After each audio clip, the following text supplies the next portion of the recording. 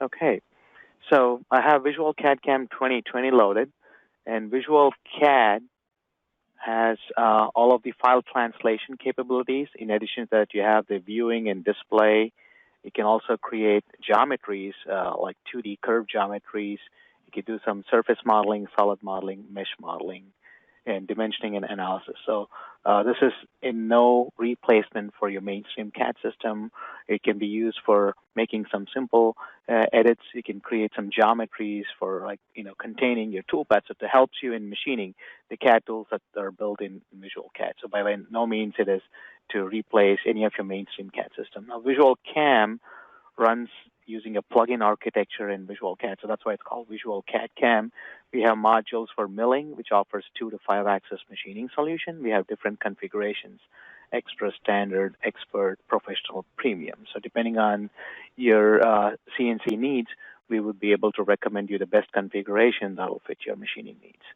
We also have module for turning, for programming CNC lathes, mill turn. We have profile nesting, G-code editing, mesh module to work with mesh geometries where you can do Boolean operations or mesh trimming, mesh editing, mesh repairs. We also have nesting and art modules as well. So we'll focus our demonstration today on our mill module. So when you go into File and Open, you will notice that there are different file formats that VisualCAD can import. So you can bring in native files that are native to VisualCAD CAM, 3D Studio files, AI files, AMF, iJustStep, OBJ, Parasolid, STL. So we have a wide range of file translators that are built into VisualCAD CAM. So the file that you shared with us for today's demonstration appears to be an STL file, right? Right here? Correct. So I'm going to go ahead and bring in these files. Now, would you let me know if you have a preference on which file we should start loading? I haven't looked at them. I don't know what you guys sent. Probably one of like the first the one. functional one. Or do you want Okay. the one? The functional. All right. This one right here? The functional one right here? Yeah. Okay. So let me just go ahead and I can just do a simple drag and drop to open it. And you'll notice that the file is open or imported into VisualCAD CAM. So would you typically machine the part the way it is? We would flip it over so that it was the bottom was facing up. Okay. All right.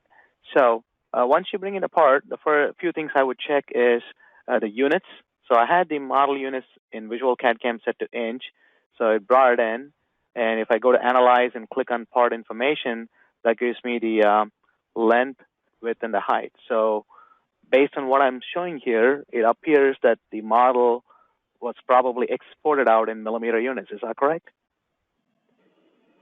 Probably, yeah. Sure. Yeah, based on the length, width, and the height we are seeing, because 268 inches appears to be way too long for a scan that you have right in here. So because STL does not carry a unit, so it basically just loads it in based on the units that you have set in VisualCAD CAM. So you can scale this down here, so you can just select the part, go to Transform, and you can go to Scale, and you can choose, you can scale the units to inches. So basically you can say 2 inches, or you can even say uniform scaling 1/25.4. So that'll basically scale it down, which is basically 0.039. Is that correct? Probably.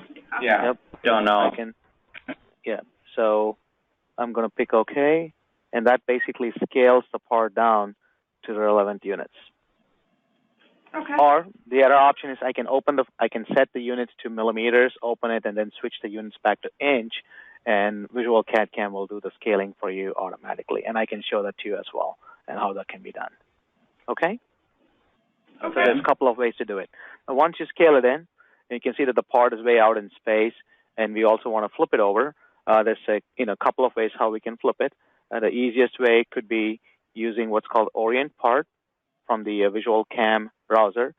And then I can choose the orientation here. By default, it says Z is pointing down. If I pick the bottom of it, it's going to flip the part over. So when I pick OK, you'll notice that the part is flipped automatically over. Mhm. And I can go ahead and establish the origin. So if I want to move it to the origin, I can say align set world coordinates. I can put it to a desired location. Maybe you want to put it to the top, a southwest corner, or you can put it to the bottom, or if you want to put it in the center in X and Y, you could choose where you want to put the origin for the part when you're transforming it. So I'm going to put top and southwest. When I pick OK, you'll notice that now the part is transformed to the origin. Okay, any questions so far? No. Okay. Now, once you have the part oriented, is this the internet orientation for machining, or do you want me to flip it over by 180 degrees to the other side so the toe is over to the other side? It doesn't really matter at this point. Okay. All right. Okay. Yeah, we rotate it because we typically mill multiple sets of feet on a single board, and we just rotate them and align them to make it the. So the wider part is. Best use of the board. Yeah. So we just flip them back and forth. So the heel part is skin. Okay. So when you have a pair, you want to alternate them so that way you can save material, right? Right. Correct. Okay. Yeah. So you can bring in multiple of them. If you do a file and import, it'll let you import additional geometries into it, and then you can basically rotate them, orient them, and then move them and place them as you like to. Sweet. Okay. Okay. Now, do you want me to bring in any additional geometries, or for this demo, is this good enough, what we have here? Do you want to add a second foot to that so it's a little more something we're used to? Yeah. So maybe bring in that other file, the accommodative. Or could we just Or mirror image this one? Or just. I can make a copy of this if that. Okay, we can do that. So what I'm going to do here is basically take this part, and I could do a transform. I could do a mirror. Perfect. And I can choose the plane I want to mirror about. I could say I want to mirror about the X and Z plane here. Yep. And I can choose the axis I want to mirror about, which is the XZ plane. And then I can say I want to create a copy, and I can pick an origin point if I want to mirror about over the origin, leave it over here, or if I want to mirror about the point over here. So I can just leave it about the origin. I'll pick OK. So you can now see that I have a copy of this, right? Mhm. Yep, that looks good. Now, if I wanted to move things around, we also have what is called a graphical manipulator here. So you can go to the status bar, select this, and for example, I can just flip it over 180. Just click on this here, and then type in 180.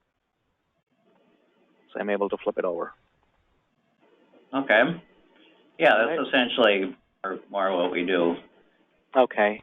And then I would then basically start defining the stock material. So if you want to cut just two of these, I can go ahead and define the stock, align the part to the stock, and then start programming it. So that would be a typical workflow. So the step one is you can import different files. You can also put them in layers.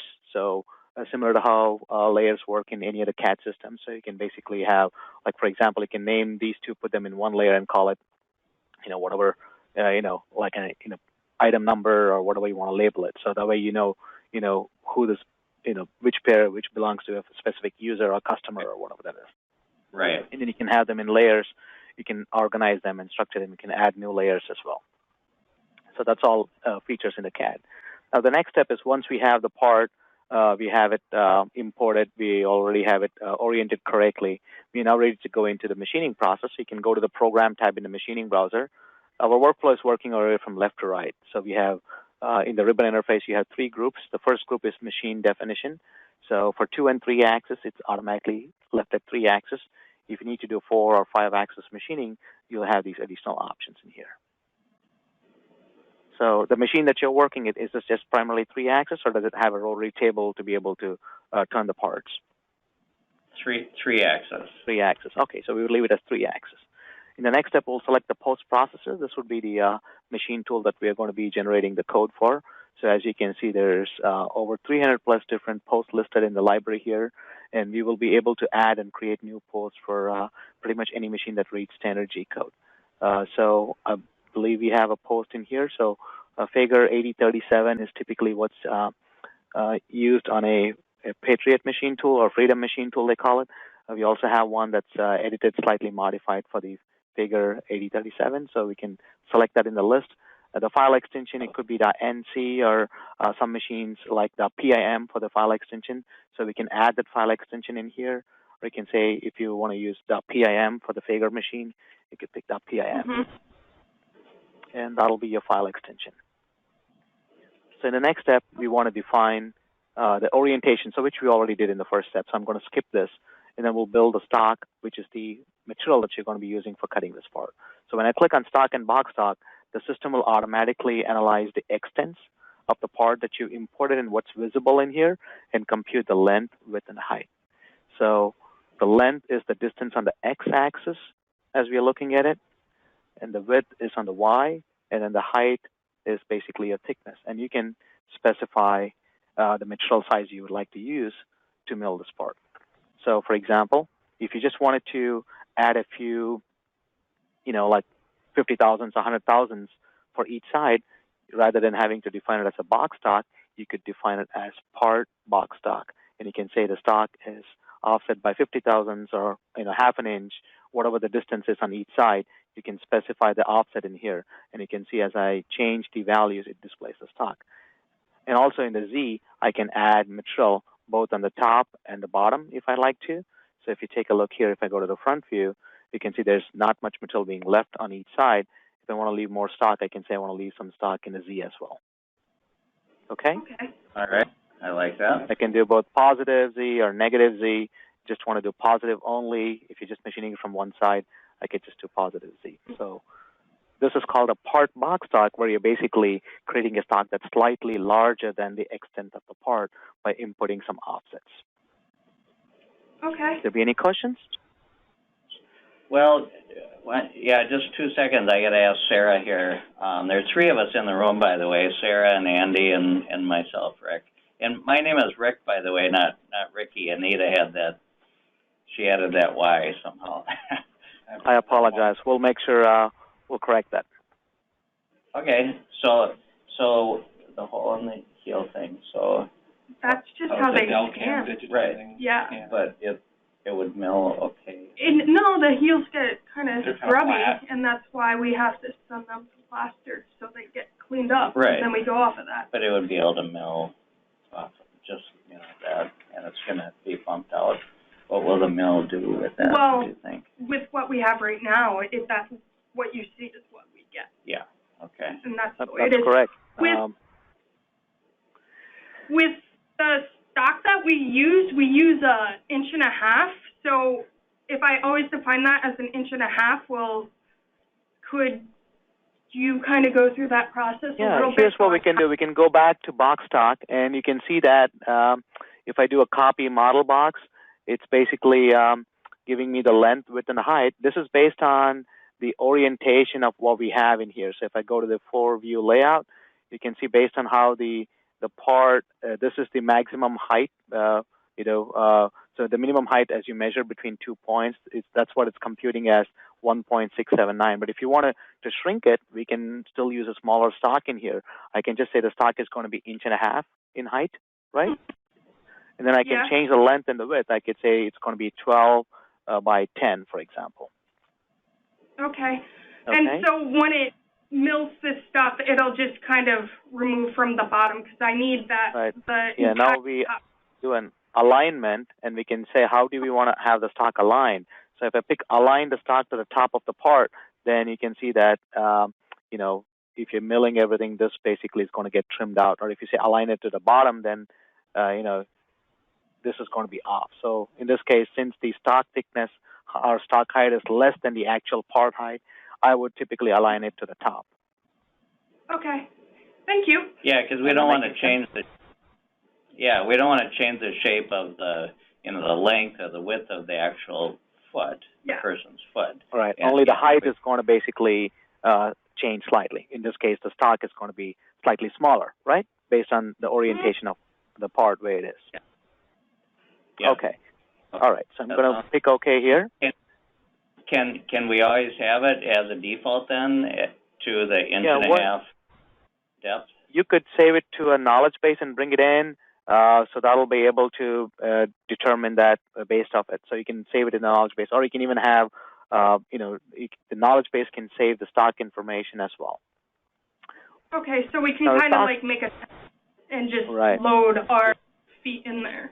Okay. Yeah, the stock is primarily used if you're doing a roughing operation, then it takes that into account. If you're doing finishing operations only, then the stock is primarily used for just simulation, so you can even ignore it. And if you're putting the 0 to the top of your workpiece, it shouldn't really matter if it's 1.5 or 1.6, because you're referencing everything, or you're computing everything out of the top, so you wouldn't be off at all. Okay, thank you. Okay. All right, so the next step is basically to establish the origin.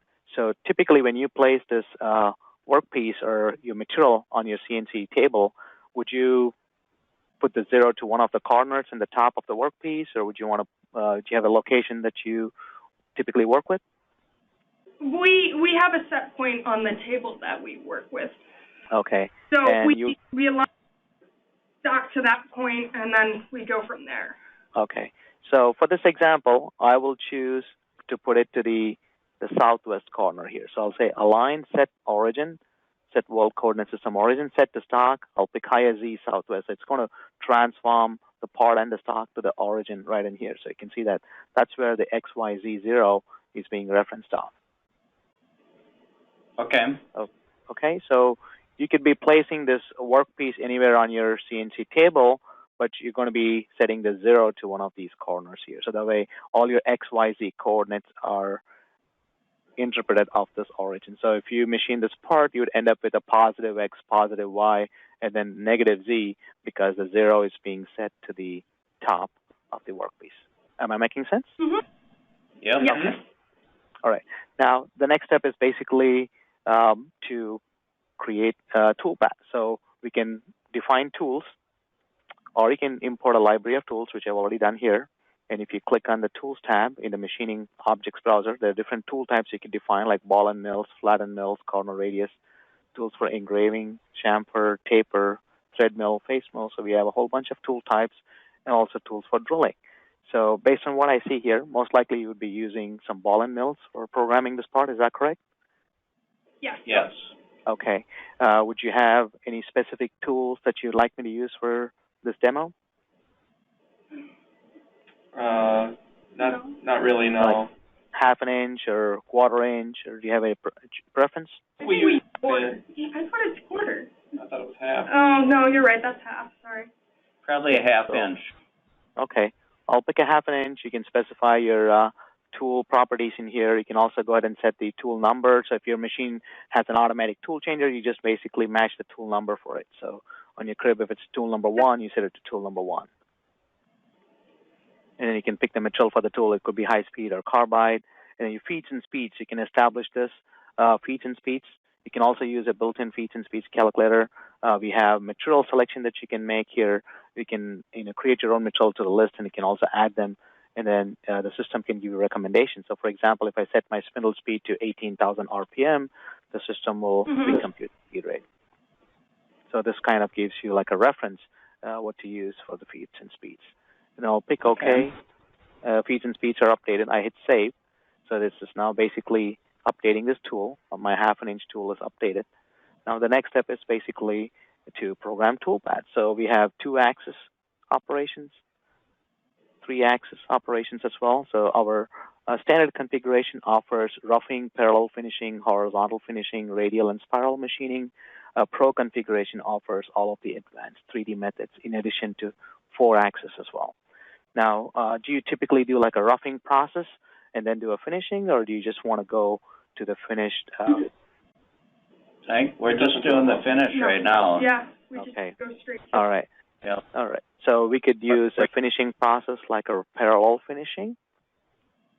So basically, this creates a finishing pass based on the part geometry that you have. You can pick the tool. So I'm going to use the half an inch ball. When you go to feed speeds, you notice that it automatically pulled in the feeds and speeds based on the tool. You can set your clearance. It's set to automatic, so it'll automatically clear the stock or the part, whichever is higher, by 1/4 of an inch. But if you want to change the clearance height, you could always change it right in here. Okay. And then you can specify your cutting parameters. So you can choose your cut direction, the angle of cut.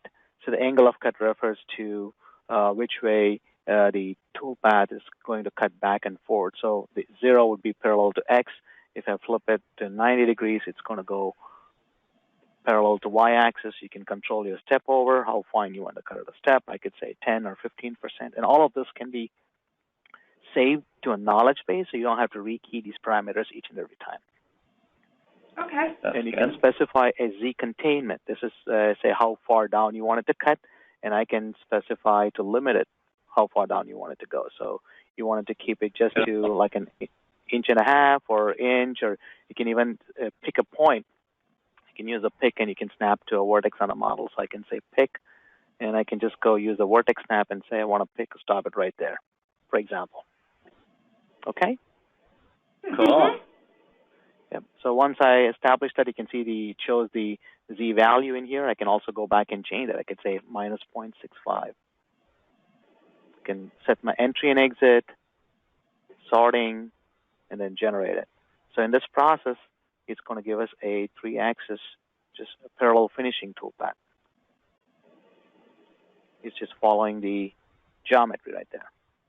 Okay? Now, because I put in a Z limit, you can see it's not able to get all the way down here on the side, right? Okay. So I can go back, double-click on Edit, and I can change my Z containment. I can drop it further down, and then regenerate the toolpath. So I don't have to start over again. So this is a parallel finishing operation. We'll go to Simulate, and then click Play, and that's basically cutting along the Y, because we put the angle as 90 degrees. I could change it to 0, or I could put in any angle. Is this how you've been cutting so far? It starts in the middle and works its way out, kind of circular. Okay, so that would be like an offset pattern, and I'm going to show that to you as well.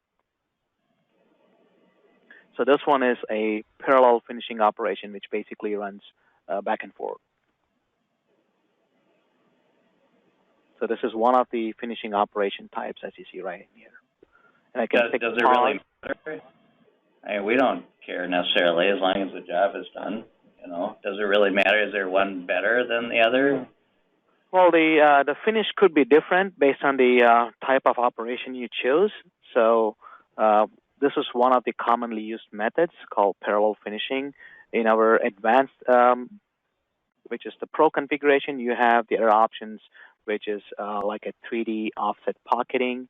For that, we'll have to create a region, like a part region, and then we'll use that for machining. So this is what you see here based on the geometry, the STL file, and that's the cut pattern, which you're getting right there.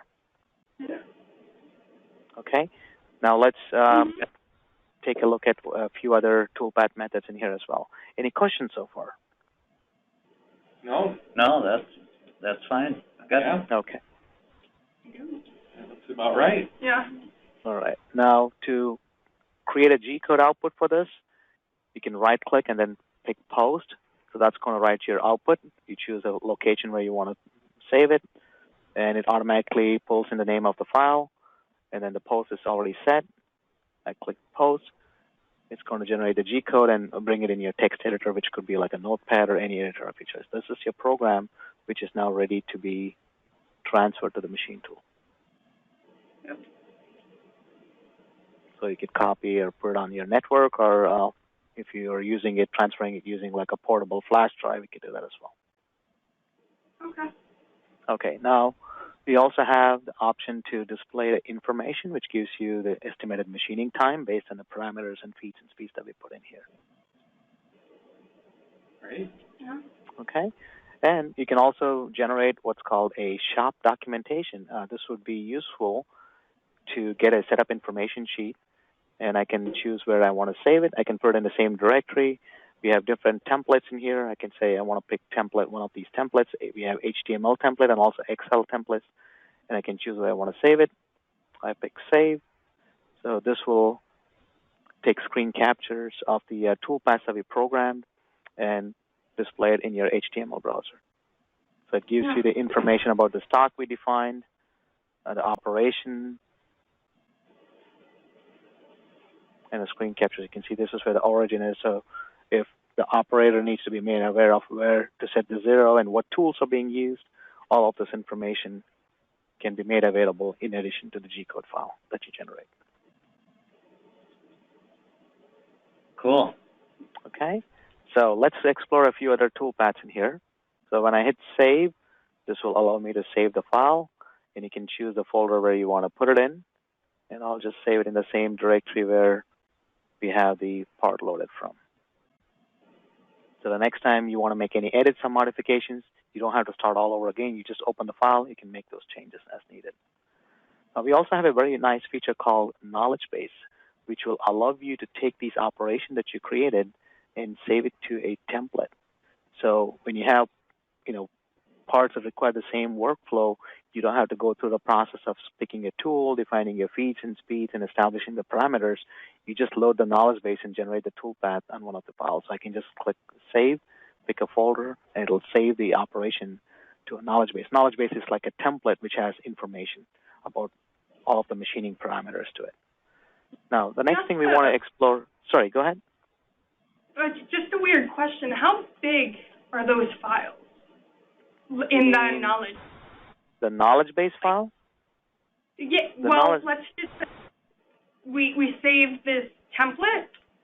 Mm-hmm. How big would that template, average size be for the knowledge? There should be in kilobytes or something like that. The knowledge base it doesn't save the toolpath itself. It just saves the parameters that, that are used to create a toolpath.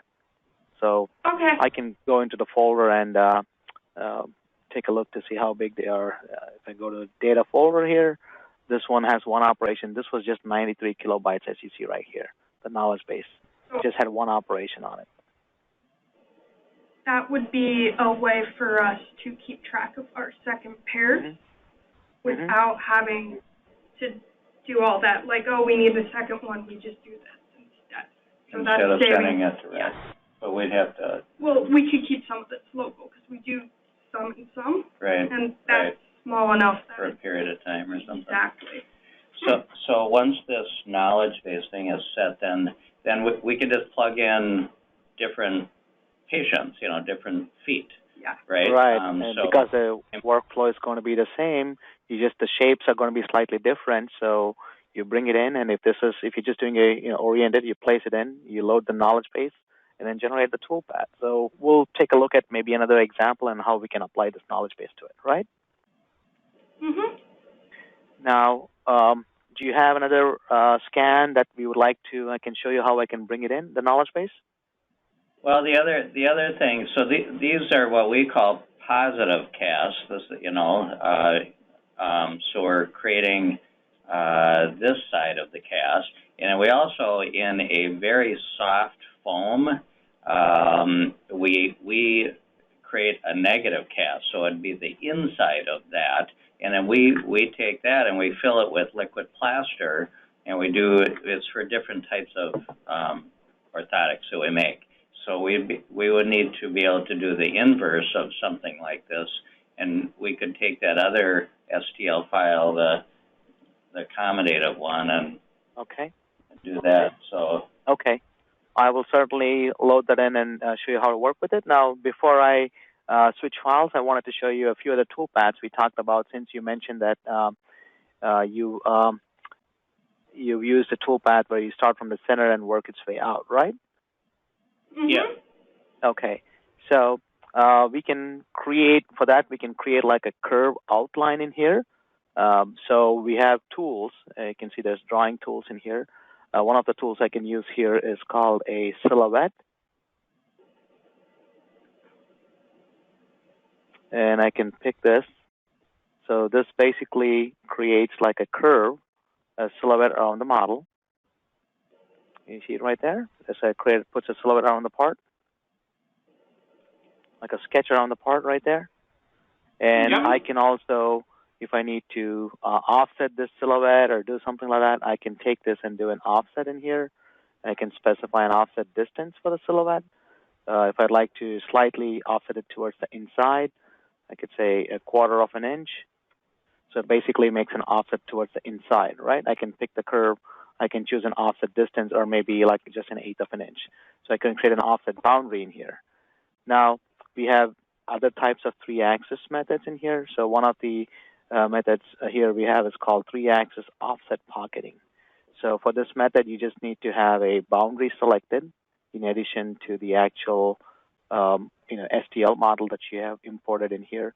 So it's going to use this boundary to create successive offsets, and it'll be a constant 3D step over. You can specify a step over control in here as well.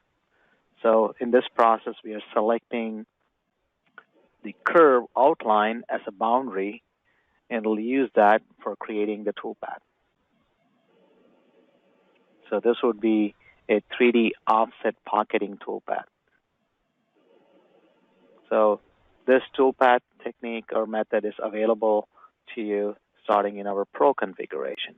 So if you notice this simulation here, it starts and then creates a uniform 3D step over as you're cutting around it.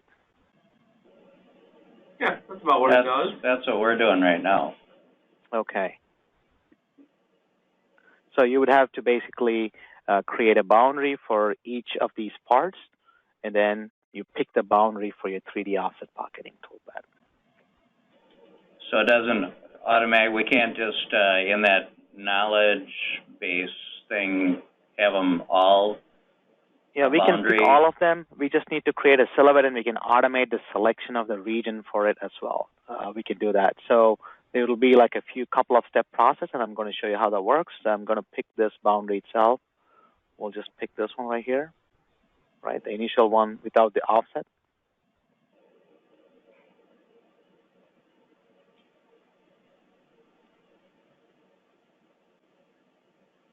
So we will need a boundary for each of the part, and we can create that boundary using the boundary creation tool in VisualCAD, and then pick that boundary as the containment. So I wouldn't have to do these offsets in here. I just showed you how we can, if you want to keep the cutter path inside. So we'll define the boundary in here using the silhouette. So the boundary is being created. And I can select all the curves into one operation. I can pick both of these and then generate the toolpath. Now, to even automate the selection, we can establish what is called selection rules. So it can automatically select the curve regions to the operation. And I'm going to show that to you here in just a moment. So this would be the other type of toolpath we talked about, which is called the 3D offset pocketing toolpath.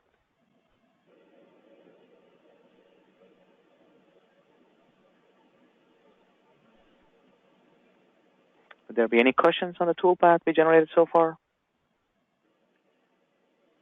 No. I think so. No. That seems like there's an extra step to create the silhouette for this, whereas the other one just starts doing it. But he said you could set up rules so it. So it always does that.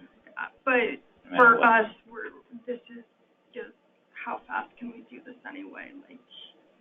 Okay, so the step that you're doing is just creating the silhouette. It'll be just one command, so you can basically select all of this and just do a silhouette. So it'll create the silhouette outline for each of them. Now, to make the selection, automate the selection, I'm going to go ahead and save this to a knowledge base in here. I'll call this 2, and then I'm going to load the knowledge base. This is how I set up a rule for it. And let's say we only want to have one operation in here, and I can say select rules and pick all geometries, I could say based on a certain color. And I can just pick this geometry in here. So I've established a rule for it, and I'm going to go back and save this back to a knowledge base. I'll just call it with rules. Okay? Now consider that we are just starting out with a brand new file. There was no operation in here. So you basically imported the STL files, and you've used this command to just create a silhouette around each of these parts. Now, the next step is you load your knowledge base. You load the knowledge base with the rule, and you'll notice that the operation automatically has those geometries selected because we established rules to select objects of a certain color. So it picks all the curve boundaries of a certain color, and all I do is generate, right-click and regenerate, and now the toolpath is ready once it's computed. So that's how you can automate it. So after you import and orient it, you pick the boundary to create your toolpath. So that's how it works for selection rules. Okay? Okay. All right, now let's take a look at the other file. You wanted me to open one of the other files in here? Yeah. I think I threw some 958s in there, Sarah. Commodate. You want the ACOM one? I mean, that's just more of the same if we want to see. It's a different shape. It's got the toes and stuff. Do you want to see that, Rick? Yeah. Can we do the one that says ACOM on the top, please? Okay. Just going to go ahead and open this file here. All right. And would you like to mill the top, or you want me to do the bottom? So, yeah, the bottom, so the inverse of it. Yeah, like that. Okay. All right. And so let's make sure the dimensions here. So I need to basically scale it here. Because I was in millimeter units, they probably, when you exported it from your system, it's exporting in millimeters, so we just need to bring it into inch units. So we can do a scale.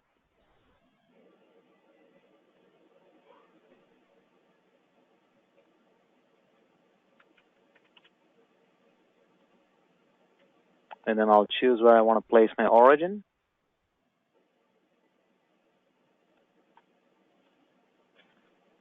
And then would you like me to mirror this part as well?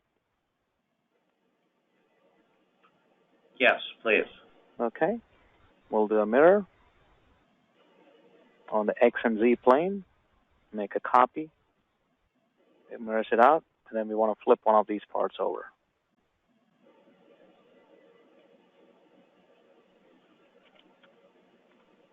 Okay. So we got these two parts ready in here. Now the goal is to mill the inside of these. Is that correct? Yeah, and so are we able to drag and nest them a little differently than that? You see how they're kind of wide to the right of the screen from each other? You pick the part, you can actually do this, rotate it, right? Nice. Okay. If you want to drag it, you can also drag it. You can, if you want to use this Manipulator, you can do that, or you can also do freeform drag and drop as well. Okay, awesome. Okay. How about leveling to the table? I mean, if it's a 3-axis, I'm sure you could also. So yeah, here would be the other thing. We get files from clinics all over the country, and sometimes they don't have the bottom of the foot leveled parallel to the scanner. So the heel might be an inch higher or farther away from if we just plated it up on the CNC table, the inch might be, or the heel might be an inch up compared to where the toes are or down closer. Can we level that? Yeah, so you'd have to use the tools for rotation in here. So if you pick one of these, you can rotate them as well. You can use the rotate commands to rotate it. There's a transformation command, so you can use the tools in the CAD to do that. All right, well, that's easy enough. I could even do that. So the workflow would be very similar. You define your stock in here, and I can ignore the stock height as you see, or I can just override it to 1.5 inches, and then I can specify the length and the width here. So I can go from like 14 by maybe 10 or 12, and just go ahead and align it, and then set the 0 to the top. Okay?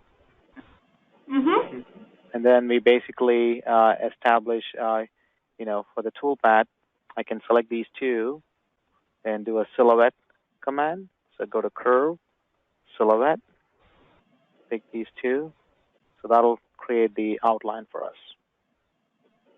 So these functions that you're going through, though, we can put in a knowledge base part. And not so the CAD functions, not the silhouette and the creation of these, like the rotating, moving, and those things cannot be there. What is in the knowledge base is the machining operations. If I go ahead and load the knowledge base with the rule, you'll notice that it automatically picked those geometries for machining for us. Okay. So that's what the knowledge base can automate for you. Okay. So we still need that. Yeah. I mean, we're always going to need it. Yeah. So in this step, it's basically creating a toolpath inside this. Now, there's different types of 3D toolpaths. So this one is called 3D offset pocketing. There's a 3D projection pocketing operation as well. So in this case, it's going to work like a pocket and then project it here. So if you go to 3D projection pocketing, so this works slightly differently, which basically maintains a constant 2D offset and projects the toolpath to the model. You can see when you have steeper sections, it's going to cause these riding up and down on these areas in the case of a projection pocketing. So the 3D offset pocketing or the parallel finishing might be a good option for you to consider for these parts. What's it called? The one I generated here is called the parallel finishing, and this one is the offset pocketing, as you see here. This is the constant 3D step over, where it starts. You can start from the inside and work its way towards the outside. This is called a 3D offset pocketing. And that's what it's going to do in the phone. So we get. That works.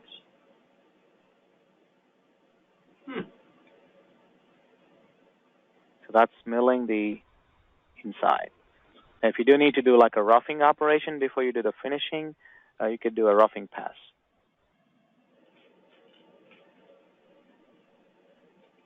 So you can see I used the same knowledge base that we did for the other half or the other side of the part.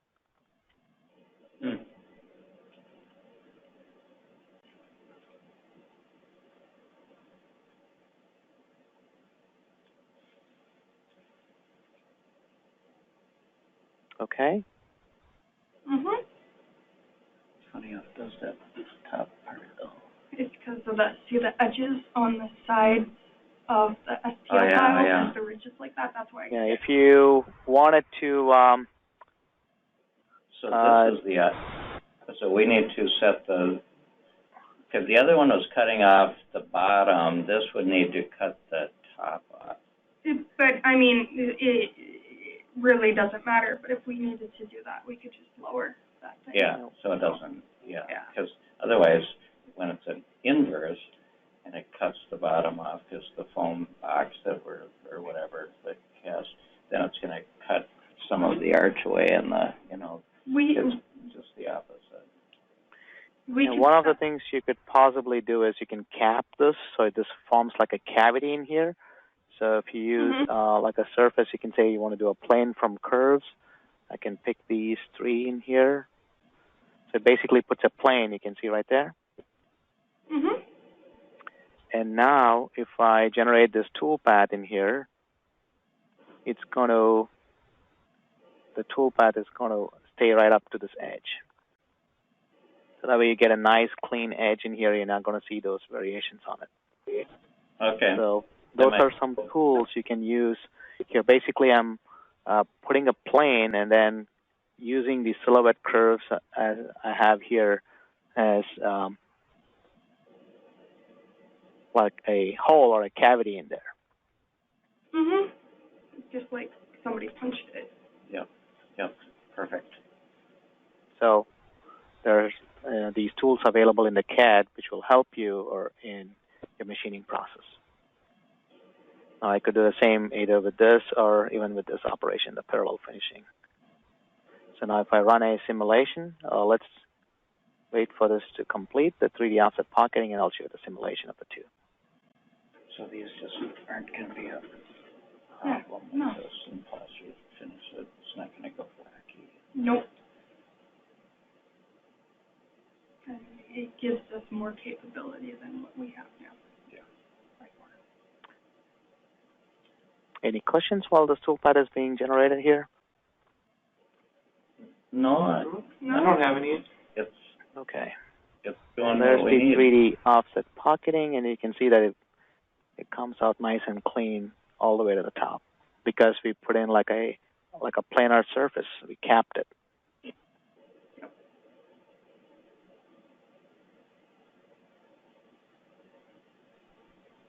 And you can see it's walking up the wall right there.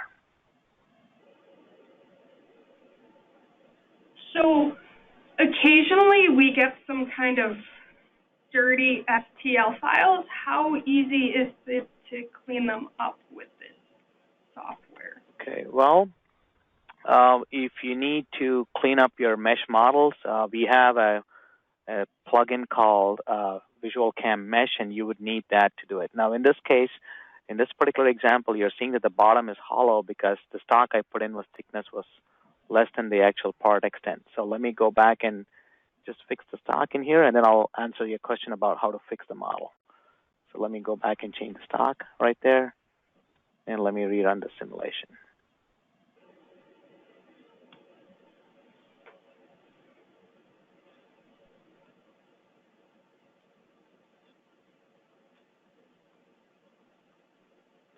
Does that look good right here? Mm-hmm. Yeah, looks great. Okay. All right.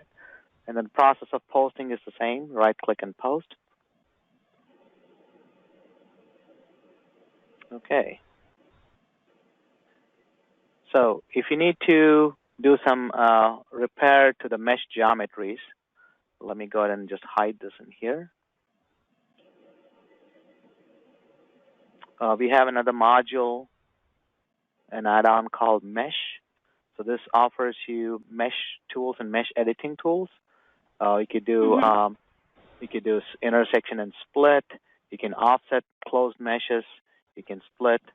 You can also do some mesh repair, reduce, remesh, mesh smoothing, and the stitch and close or auto fix will automatically, basically, make it a closed mesh. So you have these mesh tools in here. So for example, if you want to do some splitting, I can pick this mesh in here, and I can choose the plane I want to split it out at. So I can, for example, it's parallel to the view, or I can even pick a point on the model right there. So for example, I can select this here and say do not cap it and do a split. So it's basically splitting these right there. So now this is a separate, these two are two separate entities right there. Okay. So we have mesh split and mesh editing tools that are in here. Now, if you need more mesh editing tools than what we have here, and also, we work with a product inside a product called Rhino or Rhinoceros. So Rhino offers you some mesh tools, and then you can take advantage of the mesh module that we have here as well to basically, it'll complement both and gives you more mesh tools and mesh modeling tools as well.